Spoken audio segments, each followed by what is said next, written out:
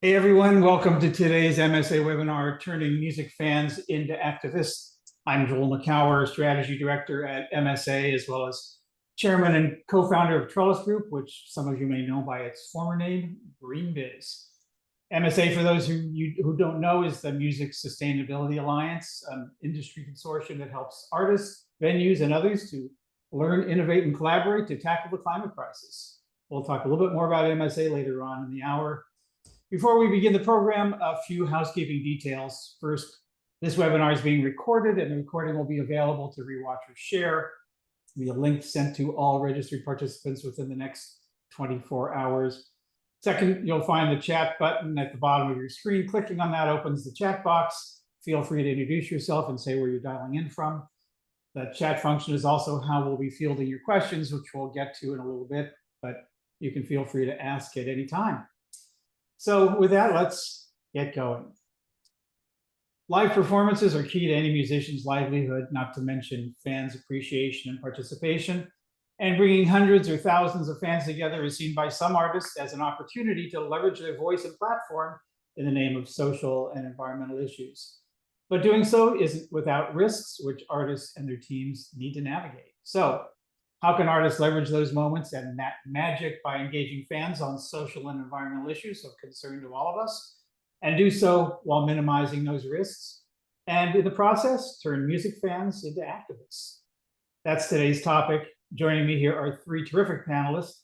Wawa Gatheru is a Rhodes Scholar, founder and executive director of Black Girl Environmentalist, and a Forbes 30 Under 30 among her many credentials.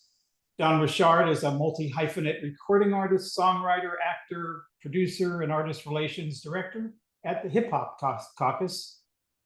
And Suzanne Shelter is founder of Shelton Group, the nation's leading marketing communications firm focused exclusively on sustainability, which is now part of the global consultancy ERM.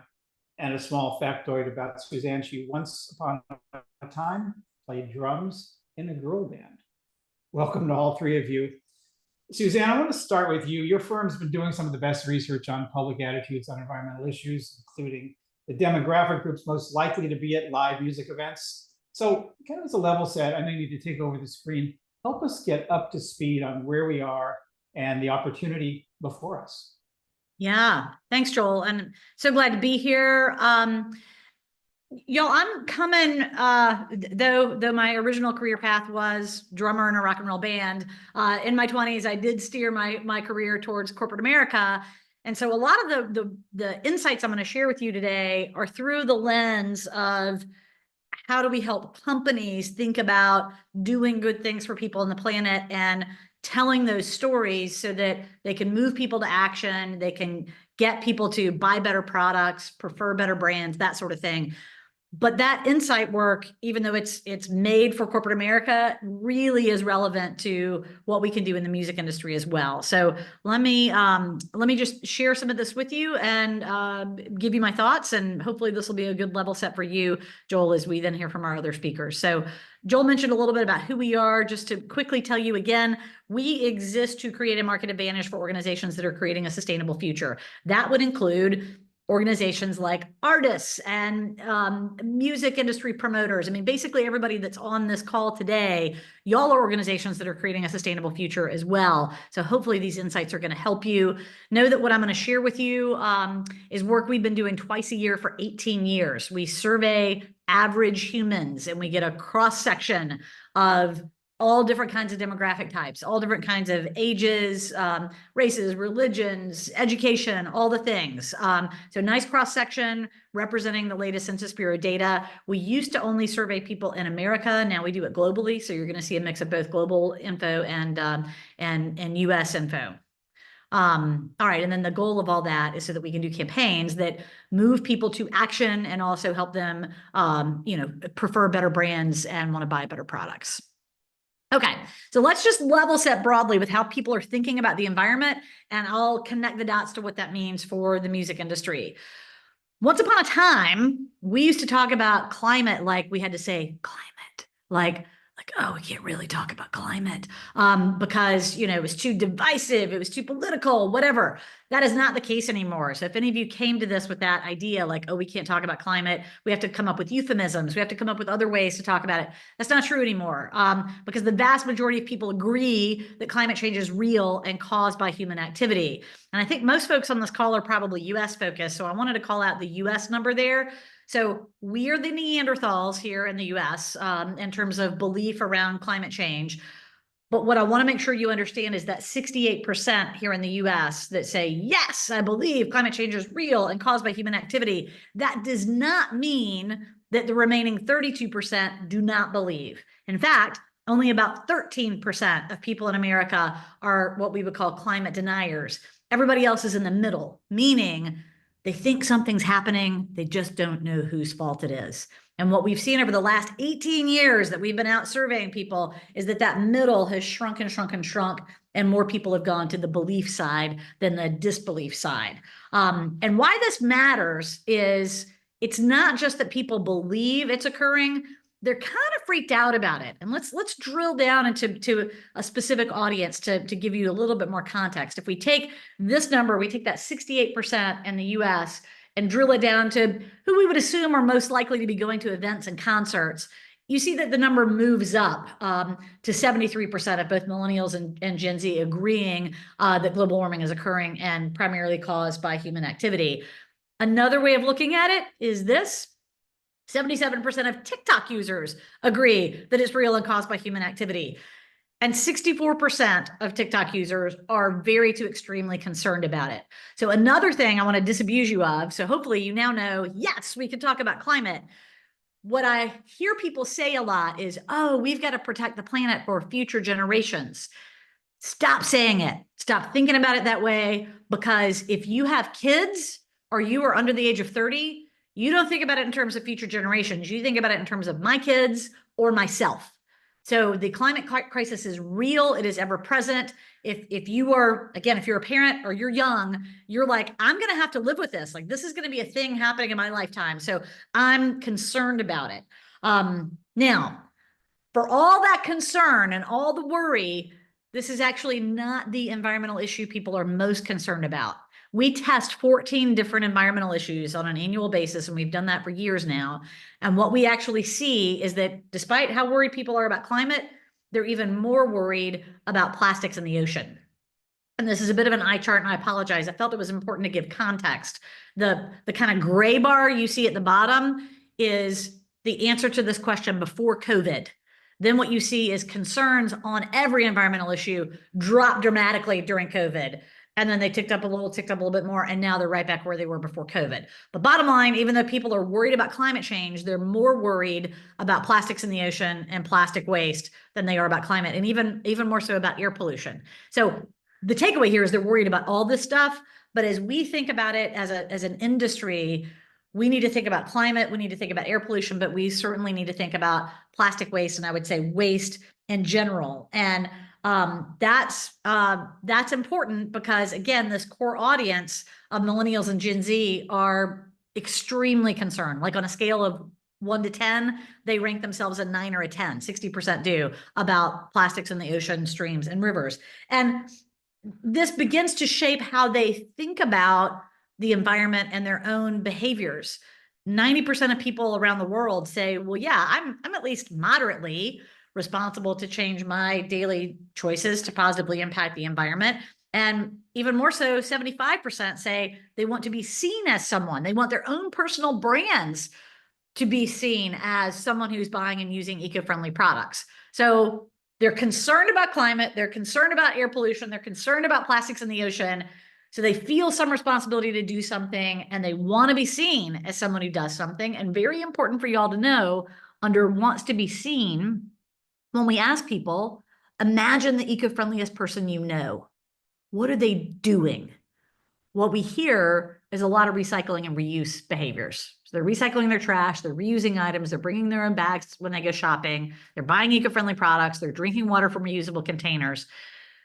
I think this is really important for y'all to think about, because there's a lot of work you need to do on climate, But the visible things people are going to be looking for, if they're trying to decide, am I at an event that is eco-friendly? Am I connected to an artist that is eco-friendly? The cues they're going to be looking for are recycling bins and reuse of cups and food service products. So they're going to be looking for a lot of reuse and a lot of recycling. You will have to do some more education around climate, but these are the cues they're looking for. So they won't believe whatever you tell them about climate. They won't believe whatever you tell them about sustainability if they don't see these things. If they can't find recycling bins, if it's a lot of single-use plastics and there's nowhere to recycle it, there's no way to reuse it, they're not going to believe that you actually care about the environment. So that's important. But what's most important, the most important takeaway is, despite all of this, despite how they are beginning to say, well, I need to do my part and I want to be seen as someone who is doing my part, the reality is they mostly expect companies, and in this case, the venues, the artists, the promoters, they expect those folks to take responsibility for your impact. Like they want y'all to solve the problem, and then they will show up and participate in the system that you give them to participate in, but they're not going to show up and try to reuse and recycle. Like, they're not going to collect their recyclables and take them home to recycle with them. They're not going to figure out, well, how do I get to the event in the least in the least carbon impact way possible? Like, they're not going to do that on their own. They expect you to figure that out and give them the system to participate in.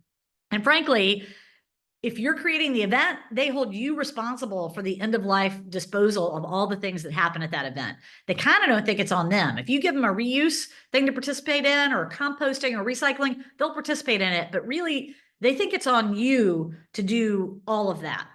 So the takeaway here, there's a lot of data, and I'm happy to share this deck, by the way. The takeaway is, if you extrapolate out those expectations that they have of companies, and you now place that on their favorite artists, their venues, the promoters, there's both a high bar of responsibility and an amazing opportunity. I think what consumers are telling corporate America every day is, I'm freaked out. I'm freaked out about all the things. I'm freaked out about plastics in the ocean. I'm freaked out about climate. I want you to solve it and tell me what to do. And then I'll do it because I want to be seen as someone who's participating. You are in the catbird seat, music industry. You can show corporate America how it's done. You are putting on events where you have control over what happens at those events. How are we delivering food and beverages? How are we managing our carbon footprint? You can manage that, and then frankly show corporate America how it's done. You can give people an experience of a new way of doing things that they then look to corporate America and expect them to do the same. So you can set the bar. You can set, how do we do things around here, and create, frankly, a challenge to corporate America to show them how it's done. And that's going to create a flywheel effect of goodness. So you start it, you show how we can sustainably manage concerts, events, etc. Then you're going to show the rest of the world how it's done, and they will follow your lead. So I think you have a fantastic opportunity to fit into the current mindset and zeitgeist, if you will, of what people are believing and expecting. And it's a great opportunity for you all to jump in and quite frankly, change the world. All right. Wow. Thank you, Suzanne. I've got a bunch of questions, but I want to get around to Wawa and to Don first, and we'll come back to some of that. But I will say I've known Suzanne a long time, and no one is better at doing a 25-minute presentation in 12 minutes than Suzanne. And if you have questions, please put them in the chat. But I'm going to turn to Wawa now. Wawa, you began as a climate activist at age 15 and founded Black Girl Environmentalists 3 years ago. Talk a little bit about Black Girl Environmentalists and how it led you to work with musicians and their teams. Yeah, well, I'm super excited to be here. Again, my name's Wawa. I'm based in Philly, and I'm a Gen Z climate activist. So I started my work in the climate movement when I was 15 years old. But what's interesting is, I think what's so unique about Gen Z and now Gen Alpha that is quickly coming up behind us is that we are the first generations to where this term climate change has been a backdrop for a very long time. The first time I remember hearing the term global warming was in the first grade when my art teacher had us watch An Inconvenient Truth. I'm not sure that was super age appropriate because we didn't end up talking about what any of that meant, and we all went home a bit scared. But there was this understanding that this is this big issue. There was an imminent danger, but not a lot of narrative work to essentially back it up. And so when I was 15, I stumbled into an environmental science class, and by way of a really incredible educator, began to understand the gravity of the climate crisis and how it was actually already impacting people here today, that there are critical regions, whether we're talking about Alaska, whether we're talking about communities that are experiencing the impacts of Cancer Alley and the petrochemical industry, and how there was really a disconnect in talking about it as a futuristic issue rather than an issue that is actually happening right now and has implications for all of us here today. And so a lot of the dynamics that I was coming into at 15 and in my late teens was that there were two big crises, a narrative crisis and a leadership crisis. So I earlier talked about, narrative crisis, there being this over-reliance on futuristic themes. I think there's also, and I'm not the first one to say it by any means, over-prioritization of, apocalyptic themes, which has a lot of truth, yes, but isn't really, in my opinion, a winning strategy. I don't really think that you can really steer people into action in a sustainable way. And I think there's a lot more excitement that can be built in from embracing the optimism and the joy and the opportunities that exist with really restructuring our world, restructuring our industries, restructuring the way that we think about how musicians can help bring forward the climate conversation at a new lens. And so I decided that I wanted to get in there at the joy and the optimism. I also saw that there was a really big leadership crisis. So as I was getting into this space, I was a youth activist like in Connecticut. I helped launch our first ever Youth Climate Lobby Day before Greta Thunberg got big. I'm a little older than that generation. But what was so interesting there was that I noticed that a lot of the decision makers that were in positions of power in the climate space and beyond didn't really look like the communities that are really at the front lines, whether that's Black, Indigenous, Latino, folks of color, low-income individuals who really do have this unique expertise, but that expertise isn't really understood in climate spaces. So I really wanted to work at the intersection of those two. And so years later, after I graduated from the University of Oxford as a Rhodes Scholar, I decided that I wanted to launch Black Girl Environmentalists, which is really focusing on really empowering the next generation of Black women and Black gender expansive folks to become climate leaders in their own right. So our focus is really on community empowerment and green workforce development. So we work with different organizations across disciplines, whether it's clean energy, to media, to organizations like Hip Hop Caucus, who Don is incredible artist development lead there, to Regulatory Assistance Project, Harvard, and we place different folks in our community at different internships and jobs to make sure that they're getting their foot in the door, amongst other different things. But beyond that identity as an environmentalist, I, like so many, and probably everyone here, have a unique tie to music, right? I grew up as a singer-songwriter. I refused to be potty trained as a toddler. And the only way that my mom could convince me to sit on the toilet was us co-writing a pee-pee song, which is actually what we used to potty train my nieces and nephews afterwards. But growing up, I was really passionate about writing music. And it was interesting because when I got to college, I decided to leave that behind because I didn't think that climate and music could intersect. So now in my free time, I get to do a lot of cool work with organizations that are working at that intersection, working particularly at the intersection of climate, culture, and music. So I'm on the advisory board of the Environmental Media Association, Sound Future, Brian Eno's Earth Percent, as well as I get to advise the U.S. federal government on the National Environmental Youth Advisory Council on ways for EPA Administrator Michael Regan to really integrate youth issues from a federal landscape. So that's a little bit about what I do, but I think that a lot of the questions that we have around or rather what artists are asking around, I am interested in talking about climate, but I'm not sure if I should be the one. That's a lot of the conversations that I've had with folks that do have large platforms in the music industry, because there tends to be this idea of what the perfect environmentalist is. There's this fallacy of who can be the perfect environmentalist spokesperson. You have to be an environmental scientist with a fancy degree, you have to be, vegan, for example, you have to do this, you have to do that.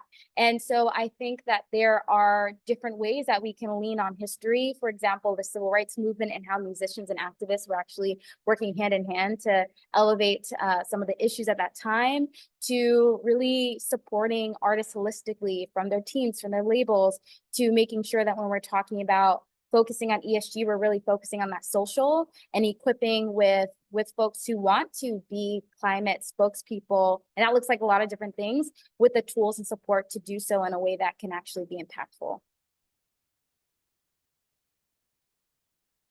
Great, you stopped there suddenly. I wasn't sure.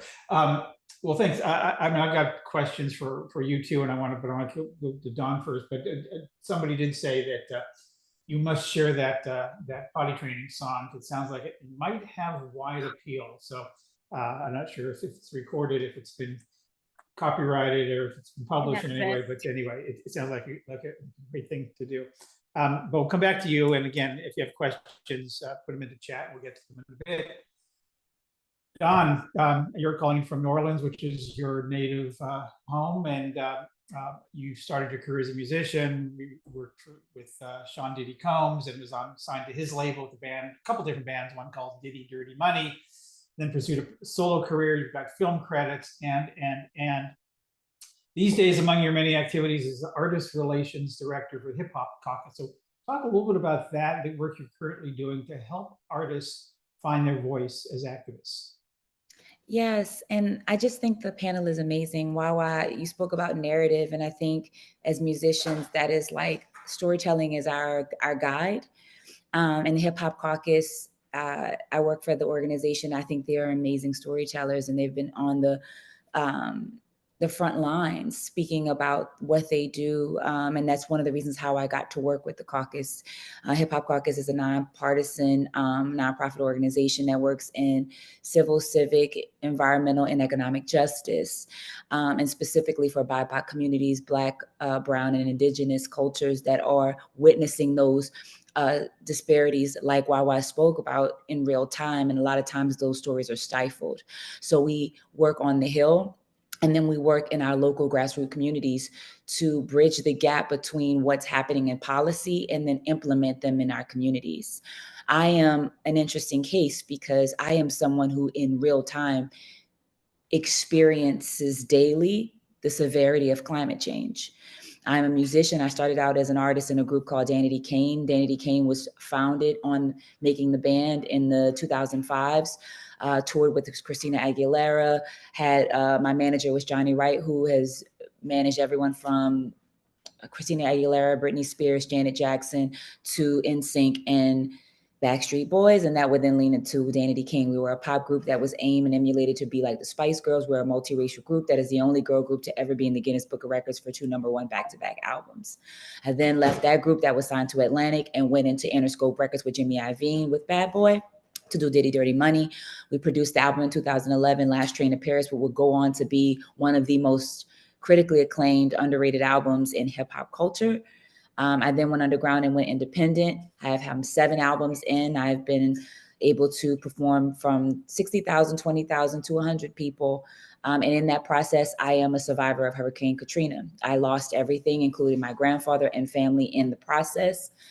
So I am no stranger to climate change in the sense that beginning, our stories were not told. When Katrina happened, everyone told the story then other than the people who experienced it. And what you saw was newscasters, CNN, all these narratives. But I was able to bring MTV with me because at the time I lost everything. I was also trying to become a group, build a group on national syndicated television. And I was able to share my story in a way that no one was really sharing it.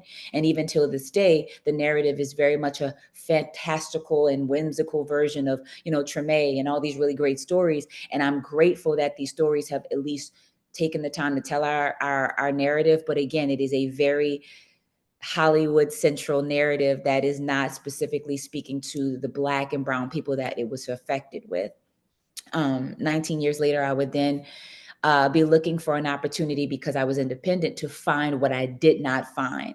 I was able to get A&R. I was able to get conversations about what your CPA will look like, what your A&R will music your career, but no one set me down and said, okay, as an artist, do you want to work in nonprofit? Do you want to work with a nonprofit? Do you want to work in the spaces to talk about what you went through? No one from those major labels thought to think, well, since you need an A&R, maybe you need consultant and consultation in EJ, in climate work, and platform work, right? How do you tell your story? Because Dawn, you did go through Katrina. This would be an opportunity to show you all these organizations that work in environmental justice that could be helpful for you. That conversation was never had.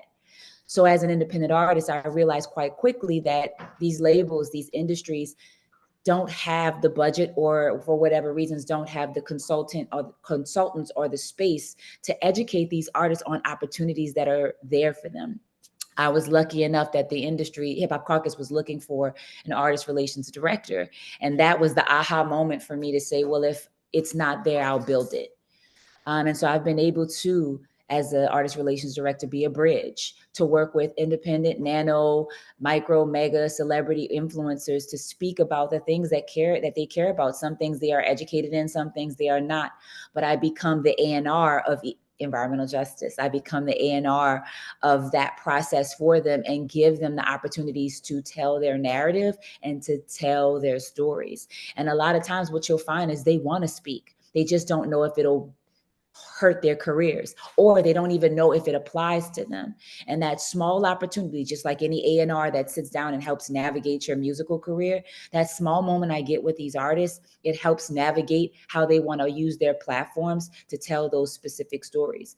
Hip Hop Caucus has been doing this on many levels, and I'm honored to be a part of it on this level, where I get to speak to artists about what we're doing and see how we can apply that to their platform and move forward, whether that's a sustainable tour, whether that's something as simple as having a green one moment where they say, I'm going to do an all vegan green show where my merch will be sustainable. We will use steel cups or reusable cups, and we will give the proceeds to our performance to an organization dealing in environmental justice. That's a small, low-hanging fruit moment that can be collaborated with, modeled, and then say, let's go to Live Nation and show them the numbers of ticketings and what this looked like. This was a success. So let's partner with AEG, or let's partner with Live Nation to see if we can do this on a continuous level with independent artists or major labels. I agree with Suzanne when she says, if you tell them what to do, they'll do it. If you show labels and you show venues that the numbers look right and it works, they'll implement it in different strategies in the future. And one show becomes many shows. And then that leads into festivals. So this is what I do at the Hip Hop Caucus. And it's also, as an artist, what I aim to do on my own shows. I'm doing one for my own tour coming up where we'll have a sustainable moment for artists to see what the possibilities are, for fans to see what the possibilities are, and then to show those numbers and insights to other organizations and other labels so that they can see that it works. Because once it shows it works, I think it'll be implemented further. Suzanne's right. We can change and shift the way the industry looks. It's on us. Yeah, great. Thanks. I want to get to something that you touched on, and I think Wawa as well, and then hear from the three of you about, how do we get artists to the courage to talk about things when so many of them are afraid. There was a panel that was held backstage at Outside Lands a few weeks ago in San Francisco, and Amy Morrison, the CEO of the Music Sustainability Alliance, was part of that, and the audience were basically managers and tour managers and parts of the artist teams, and they were saying that the artist, who's the CEO of the of their team, is afraid to talk about this stuff, and they don't want to get canceled, they don't want to turn people off, and people are there to have fun at these events anyway. So why get into this? So Dawn, start with you. How do you move artists past that? I think, again, narrative, right? I think like what I was talking about, right now for an artist, it's shown that if an artist speaks out, they are liable to lose their jobs. So we have to shift narrative on the possibilities of what an artist can experience if they choose to speak out. I think bigger than that, everything isn't so macro. something simple as implementing it within your festival without having to say it is power, right? Having reusable cups, having stations where people can apply that, get their water, their clean water or their filtered water from those reusable spaces, and show the success of that is power within itself, right?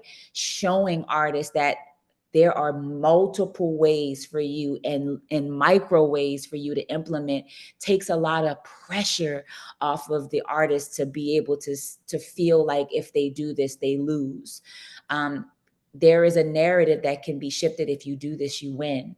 Look how much your fans gain from this if they do this. Look how happy everybody walks away with a souvenir that they can hold for the rest of their lives, that also not only saves their environment, but saves their communities.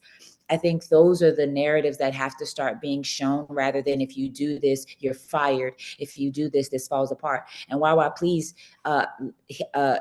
follow me with this, because I find when I speak to artists, when you tell them the smaller levels and the micro levels of how they can implement, it changes and shifts their views, rather than saying you got to use your platform to speak in this. It has to be noted in this way. It has to be all these things. And if you don't do it, then you're letting your people down, rather than saying sustainable shirts can be sold at your vendors. An educational moment, a webinar, a speakeasy, a hub. We have something called Candid with Climate, where we invite people to come to our office and just speak about how they can put it in their screenwriting, how they can put it in an episode, how they can put it in this song, how they can put it in lyrics where it's literally this piece of moment and this piece of message, and it works. That to me is way more beneficial than it feeling like an end all be all, and the narrative being, if you do this, you lose. Yeah. But Wawa, please, I'd love to hear from your angle. Yeah, I love Dawn. Dawn always drops so many. I was even like writing down some of what you were saying. I'm like, that's so good. I mean, yes to everything that was brought up before. And I 100% agree on the narrative. And I think an additional lens on that is, I mean, I don't know because I've never been in the artist position, but I can imagine from my perspective of artists, there's people with large platforms, right, who are interested in getting connected with some sort of social impact or philanthropic cause. They're kind of, there are folks that we know that are very present in like the vegan / animal rights space. There are folks that are very present in like housing space or queer rights, et cetera. And climate, I think, can come off as a more confusing, because climate, again, the narrative around climate really desperately needs a facelift. There isn't really a solid way to communicate it in how multifaceted it is. Climate, in my personal opinion, I think a lot of people who work in climate, is the ultimate issue to work on, because it intersects with every other issue so intimately. In fact, there's a term for this. Climate is a threat multiplier. So it intensifies all existing social ills, all these issues that people care about, whether you're talking about education, whether you're talking about equal opportunity, racial justice, but then it also creates its own new problem. So I really think that there is this unique opportunity that we actually need to present to folks in a way that connects the dots for them, because that's our role, right? As folks that do work in the environmental sustainability field, particularly in the communication sector, we know how to connect those dots, and we need to do it. I think the other reality is, I didn't mention before, but about 1.5 years ago, I got to work with the artist Kehlani for about a year as their personal climate consultant. And that was a very like authentic connection that we built off of social media. She had seen videos that I was making, connecting the dots between climate and queer rights, for example, and wanted to learn more. So we started to do one-on-one FaceTime sessions where I was explaining different environmental issues, and I was getting to use my academic background as well as my background as an organizer and as an ED to really connect these dots. And something that we were able to do together is, alongside other climate activists, we were able to put together a video that was shown at the beginning of her last tour that was talking about climate in this really cool way to an audience that was predominantly like Black and brown. And I felt like that was a unique opportunity that Kehlani could do with her unique, fan base, in a way that, like, she is an artist that has very much so created a persona around connecting to different social issues and getting to make personal relationship with different organizers and activists that allow her to get to know the issues more. So I think also creating environments where there is that proximity for artists and their teams to be in close contact with climate experts and be able to have those conversations even behind closed doors, to ask the questions that folks might feel insecure about, or feel like are the stupid questions. Because honestly, there aren't any stupid questions in this, but again, like there is this idea of the perfect environmental spokesperson. I think that pressure is something that even people that work in this space feel. The other thing that I mentioned before is I think there's so many lessons that we have from the civil rights movement and the type of proximity that there was between, you know, whether you're talking about Dr. King and you're talking about different artists of the time. You know, there's famous Marva Staples. I remember reading a memoir that was talking about how with the Staples group, how they basically started showing up to different sermons when Dr. King was speaking. And then they would, after the sermon, come together and use the sermon and use different news articles that were coming out in that week to put a beat behind it, to essentially like bring the message to audiences that maybe wouldn't see themselves as organizers. And I think the same thing can be said today. Again, like the term environmentalist is one that is environmentalist, environmentalism, climate change. There are so many contradicting and controversial images that might invoke. I think maybe one of the most recent ones is young people throwing, you know, tomato sauce at pictures and famous paintings in Stonehenge. And that makes people feel very uncomfortable. And, you know, I think there's an opportunity, and there's a lot to be said there, but I'll leave that there. Yeah. But I think that there's an opportunity to say, okay, maybe sometimes as folks that work in this space, we're really good at talking to our own base, but we're actually not that great at talking to people that don't see themselves as environmentalists. I think that's something that we really need to work on. Yeah. But you know who does know how to talk to wide groups of people? Artists. And then also, if artists are saying, hey, I don't really know that much about environmentalism, so there's like a real connecting place there. And we've seen in previous movements that when, you know, artists, organizers, experts have come together, there have been tangible examples of more people getting to be reached because there was real intention on how to get them there. Yeah, Suzanne, one of the things you hear from artists is that people are there to have a good time. You know, they're there to celebrate, to get away from life's problems for an hour or three, or a day or two or three. You know, and we risk, you know, sort of maybe alienating them or depressing them or something. How do you think about that? Yep. And Dawn, did you have something you wanted to add on to Wawa before I jumped into that? Yeah, I was just agreeing with her. And that goes back to what I was saying about implementing that activism and artist relationship within your labels, within your tour booking. There has to be an opportunity for us to be able, like, I love that Kehlani reached out to Wawa, but Kehlani is also signed. So she personally had to go out and do that herself, right? I think there should be an opportunity where we start working with those companies to be able to implement, like you have an A&R team, implementing that type of relationship so artists can sit down with their team and learn, and then find experiential and experimental opportunities for it to be fun so that they can implement the narrative, change the narrative, and more artists would want to do that, specifically artists where they're not being educated and they are brown and Black people, and those genres don't see themselves in it, so they don't want to speak on it. That's all, Suzanne. So thank you. Oh yeah, and so I'll follow on to that and answer your question, Joel. The way to approach this is show then tell, do then say. I think when an artist gets in trouble is when they just sort of run on at the mouth about the things that they're passionate about without anything to point people to. But instead, if an artist has set up a carbon neutral event, if an artist has set up reuse of cups at an event, then the artist can talk about those things and then get into a deeper story about, well, why are we doing that? But just talking without anything to point to, I think is when it gets on a slippery slope really fast and things can be misunderstood. So it's important to have something to point to say, we're doing these things and here's why we're doing them.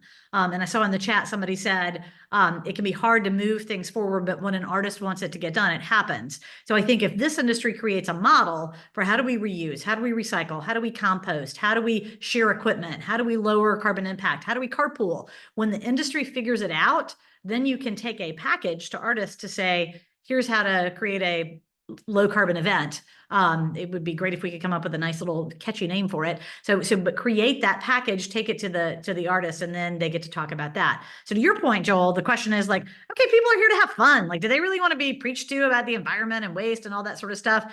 I don't think they want to be preached to, but everything we see in our data says they want to be seen as eco-friendly. They want to do the right thing. They don't know what to do. And often we know the two things people feel most guilty about related to sustainability are food waste and inability to recycle. So when they're at an event and they can't recycle, they feel bad. Like, okay, I'm going to put it in the trash can because there's nowhere else to put it. So actually, if we don't have these things in place, we're making people feel bad, which is not what we want in an event. So we want the infrastructure there so they can behave in a way that they're like, look, I'm here having fun and I'm a good person too. Years ago, the city of Las Vegas approached us and said, we're doing all this recycling back of the house. Like, people can put a plastic bottle in a trash can and we're going to sort it in the back and get it out of there. And people don't know. And I'm like, I think you ought to rethink that. Like, you ought to have visible recycling bins, or at the very least, like signage that says, how are you doing things? And we could never get them there, but that was their point, was like, oh, they're here to have fun. They don't want to be bothered by that. I think we've turned the corner on that. And it's actually not fun to not be able to put your thing in the right bin. It's not fun to see a big pile of waste. It's not fun to see all those cars and all that carbon. Like, it's more fun to go, let's do this together. Let's have a low carbon fun event. Joel, you're on mute. So that's how Zoom works. I see. Okay. So while one of the things I hear a lot, and I know, Don, you have some thoughts on this too, is, well, I'm not a scientist, I'm an artist. I don't know, I'm afraid of saying the wrong thing. I don't know, how do I get information? I don't necessarily trust everybody who's giving me information. How do I, get smart on this in a credible way that addresses me where I live, professionally? How do you advise artists to do that? You, Walla. Yeah, I think ultimately right, every artist is an individual person, and the things that matter to them are gonna differ based off of like their upbringing, where they grew up, and the issues that they already feel close to. But it kind of, again, goes back to what I was talking about before, right? There are certain issues that we all, I wouldn't say intrinsically, but the way that we're shaped by the world, feel close to. And those start pretty young. I'd say that's for all of us. So I think there's something around us making the case for how climate connects. And then I think there's also this thing that I meant to talk about earlier. And I don't know if this is a real concern, but I have thought about this as potentially being a concern, where sometimes people might think about, if we're talking about putting the actual narrative within a song, for example, a fear around it sounding too preachy, or what's the word or corny a little bit. People might say like message music is a little corny. Will it actually resonate with my fan base? Will people actually like this?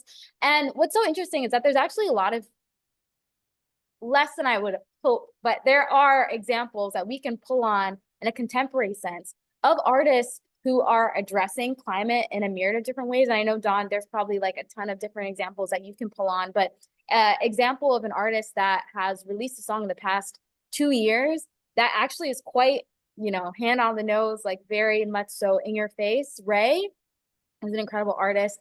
She has a song called Environmental Anxiety, where she quite literally talks about and defines ecological anxiety talks about the corruption that is happening right now with politicians being bought out by big oil and fossil fuels, and how action right now is necessary for us to be able to create a livable future for the present and the future. And it was such an interesting situation for me going to a concert and hearing this song that I had no idea that she had on her most recent project, because to all I had known, I had never actually thought of Ray as an environmental artist. And I think maybe there's something that can be said there around, you don't necessarily need to be an environmental spokesperson. Here's this example of Ray, for example, as an artist who does this. Or, a good example is like a Billie Eilish, even with her song Overheated, which during her shows is accompanied with a montage of different, youth-led organizing and sit-ins and fossil fuel walks. And there's different ways, I think, to integrate that. And I think showing examples, tangible examples that exist from like the mega stars to even micro artists and teams where it is being done. And so that kind of gives you, or I would at least hope, provides an opportunity where folks don't feel like they have to reinvent the wheel. And I think maybe there's some sort of ecosystem that can happen from an artist's point of view. I know a lot of the teams of artists, whether you're talking about Coldplay or Billy, or artists who are more popularly or regularly associated with environmentalism, a lot of their teams all are working together, or they're working with different organizations, so my head's spinning, but so many organizations. There's an organization that I'm missing right now, which is so bad. I think someone here would know in the chat. But I think behind the scenes, there's like an ecosystem of like the very few people that are working at the intersection of music and climate and trying to do that work. But maybe there's some ecosystem for the artists that should be created. I don't know if that's one singular artist kind of doing the legwork, but I think there also needs to be some sort of push from them to create community amongst themselves too. So I don't know what that would exactly look like, because obviously there's so much on everyone's plates, but I think that could also be a cool path forward. Don? Absolutely. Yeah, no, absolutely, Wawa. That you like nailed it. What I was going to say is artists developing their own communities. I mean, Beyonce just put a lyric within her own country on the Cowboy Carter song, where she had just even a lyric that speaks to climate change. So it's not even the whole song, but just having a lyric to address it. It even goes into film. Insecure Issa Rae had an episode about climate change within one of her episodes that was, again, small, but it was written within the episodes. We had Abbott Elementary, where Quita had her had a messaging within her writing. Again, it doesn't have to be as massive. That goes back to what I was saying about micro understanding, having writers come in with the screenwriters that work, and then applying it in a way, learning and educating themselves, and then putting within and implementing it in. I love that you said that there are songs and ways SZA, who does her show, and then within her show, SZA shows her choice to what she feels about environmental and climate change. She also even does, her and Janai Eco do specific works on their own, where they partner with brands that are sustainable in fashion and so on. So they're all doing and trying and implementing it within their lifestyles.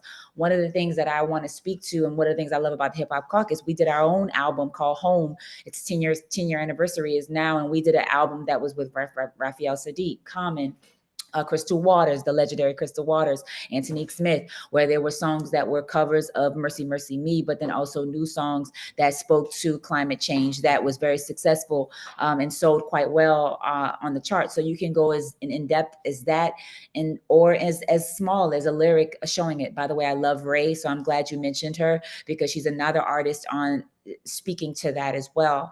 And even you guys speaking of Billie Eilish and Jack Johnson, that's on the major scale, but I always lean into independent artists in the nano scale, because to me, those artists are open. They don't feel like they have a lot to lose. And so there's an opportunity to develop an army, if you will, of intentional music. That's what I like to call it, intentional messaging, where artists can sit down and learn. I lean back into what we do at the caucus, what I talk about with climate, with Candid with Climate, because something as simple as having artists within a space that's very safe for them to talk about what this is, like even at bare bones, like what is climate change beyond? Is it waste? Is it climate change? What does it look like? That education helps them then go back into their artistic development, and then apply it the way they choose, whether it's a post, whether it's a video, whether it's a lyric, whether it's a song, whether it's just talking about it, or them deciding to reach out to a Wawa to give them the information.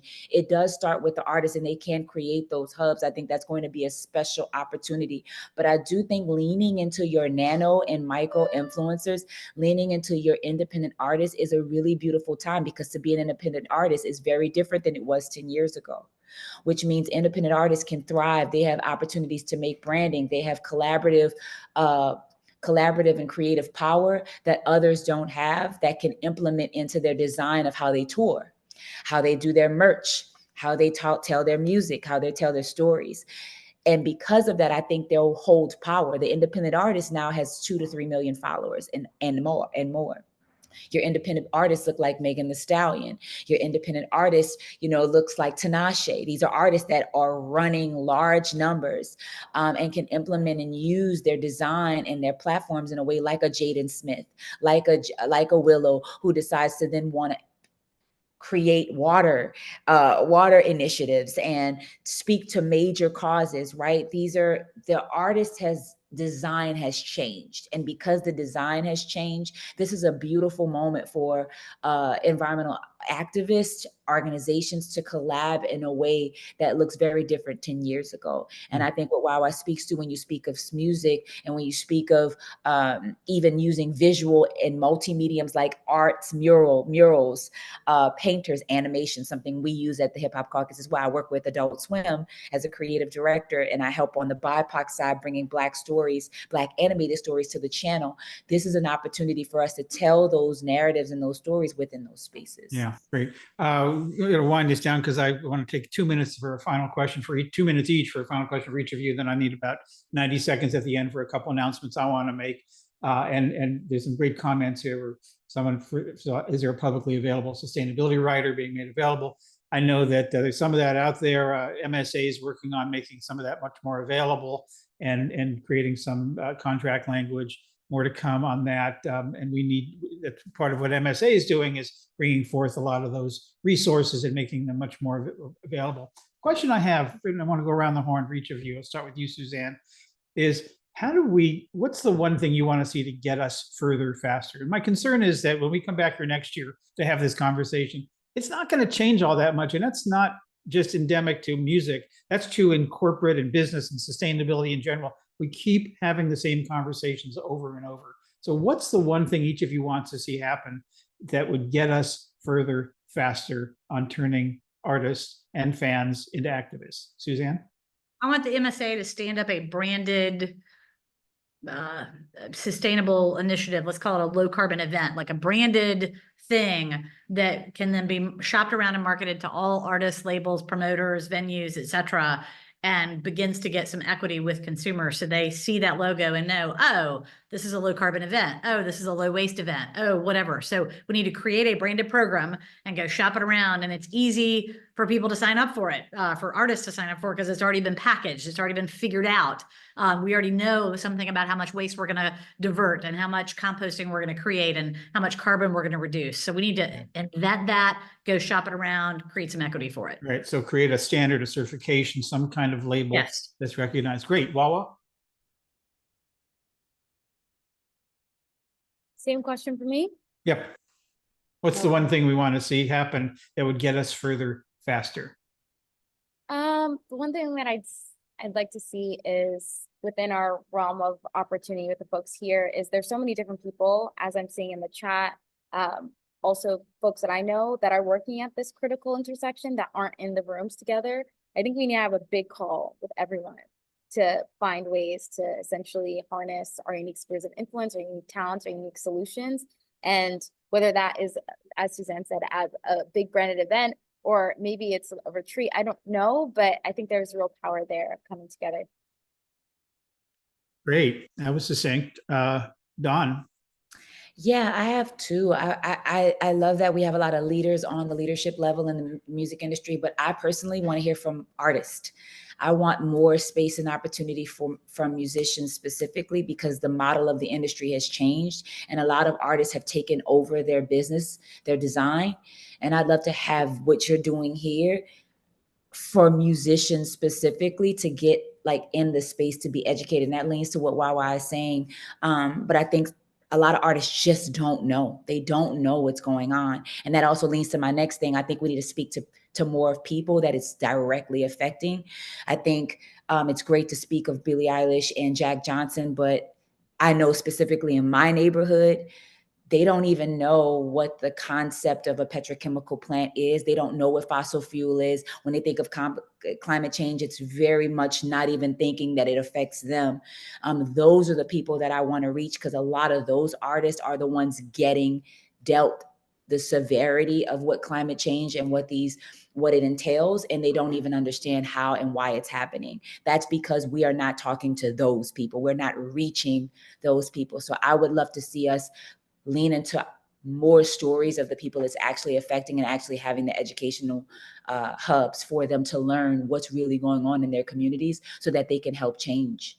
So just to be clear, you want to see musicians telling those stories, and then you want to have a hub for the public fans to learn more about this, or I for want to have a musicians? hub for musicians, specifically. The artists I speak to, like the fact that Kehlani had to lean into Wawa is again a reason why there's a disconnect. I think she felt safer doing the due diligence to get on social media and find her herself.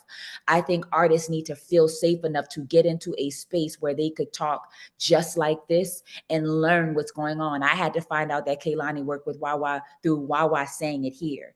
I know a lot of artists who would feel very confident in wanting to learn more and going to Wawa too if they knew that was available. They don't know that that's there. And that's the kind of like siloedness I'd love to change so that they could have more artists knowing, oh wait, Kehlani did it, maybe I should do it too. And I think if people knew that that was there and present for them, they would do it. Wow, great stuff. Thank you all. We're almost at times, but thank you to the panel, Wawa Gatheru, Don Richard, and Suzanne Shelton. And we're going to provide some, I think there's a slide coming up, if we can get that up there, with some contact information with them as well as for MSA. But this is the first of a monthly webinar series. This is the premier one. The next up is October 15th, creating zero waste events. You'll get more information on that. The one on November 7th, talking about some of the legal issues that musicians face when they talk about and engage in sustainability. Lots more on that too. And then please save the date for the second annual Music Sustainability Summit put on by MSA. It'll be on February the 3rd. That's the day after the Grammys in LA. More on that coming up soon too.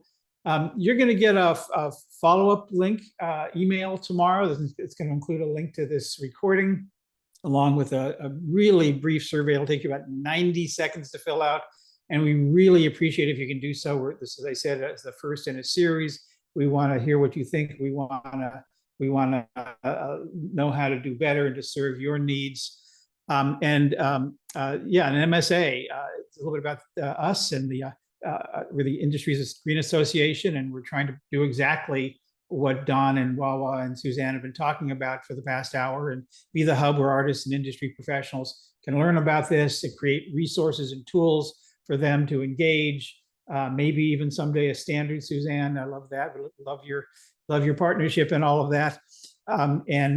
Providing those kinds of solutions and tools for all y'all. So there's those resources again. So that is a wrap on behalf of the Music Sustainability Alliance. Thanks so much for joining us today. I'm Joel McCower. Until next time, have a great day.